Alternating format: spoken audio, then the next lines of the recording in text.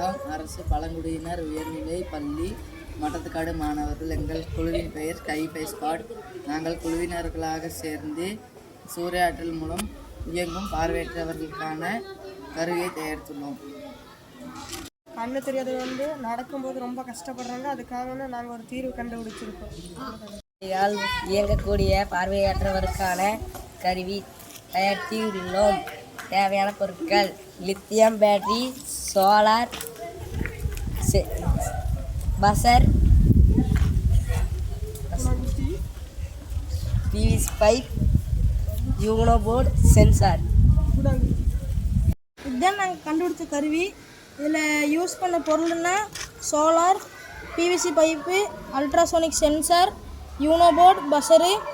அப்புறம் இதுக்கான ப்ரோக்ராமிங் வந்து லேப்டாப்லேயும் ஃபோன்லேயும் பண்ணிக்கலாம். அது வாங்க எப்படி பண்ணலான்னு பார்க்கலாம்.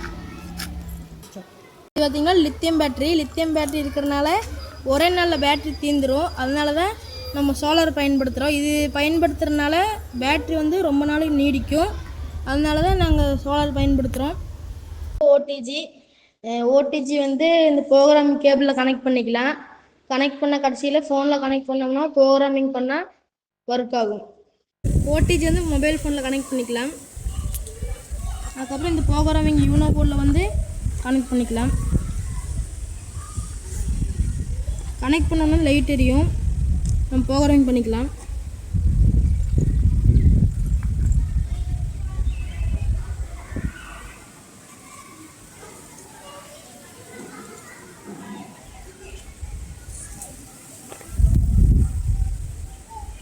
அவ்வளோதான், ப்ரோக்ராமிங் ஆயிடுச்சு.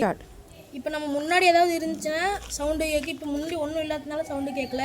இப்போ இந்த மரத்துக்கிட்ட போகலாம். முன்னாடி ஏதாவது இருந்துச்சுன்னா சவுண்டு கேட்கும். பஸ்ஸர்லேருந்து சவுண்டு கேட்கும். அதேமாதிரி கல்லுக்கு வைக்கலாம். இது முன்னாடி ஏதாவது மனுஷங்க இருந்தாலும் சவுண்டு கேட்கும். இப்போ இறங்கி நிற்கிறதுனால நம்ம தள்ளி போகலாம்.